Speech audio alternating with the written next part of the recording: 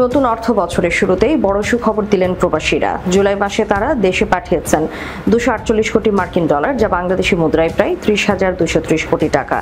গত বছরের একই মাসের তুলনায় এই আয় 29.48% বেশি। 2024 সালের জুলাইয়ে দেশে এসেছিল 191 কোটি ডলার রেমিটেন্স।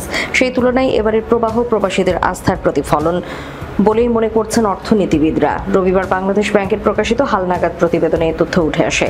এতে বলা হয়, ব্যাংকিং চ্যানেলের মাধ্যমে পাঠানো অর্থ সরাসরি দেশের বৈদেশিক মুদ্রার রিজার্ভে ইতিবাচক প্রভাব ফেলছে।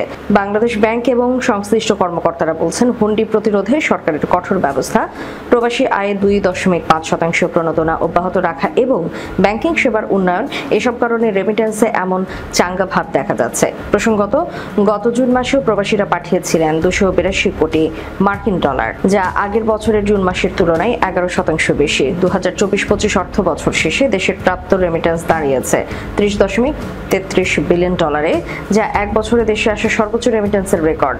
আগের অর্থ বছরে এই অঙ্ক ছিল 23.74 বিলিয়ন ডলার, অর্থাৎ বছরভিত্তিক প্রবৃদ্ধি প্রায় 27%। অর্থনীতিবিদদের মতে, প্রবাসী আয়ের ধারাবাহিক প্রবাহ দেশের অর্থনৈতিক স্থিতিশীলতা, ডলারের সরবরাহ এবং বৈদেশিক মুদ্রার রিজার্ভে স্বস্তি এনে দিচ্ছে। বিশেষ করে রাজনৈতিক স্থিতিশীলতা ফিরে আসার পর রেমিটেন্স ফের ঊর্ধ্বগতি প্রবণতা দেখাতে শুরু করেছে, যা দেশের সামষ্টিক অর্থনীতির জন্য বড় প্রাপ্তি বলে মনে করছেন বিশ্লেষকরা।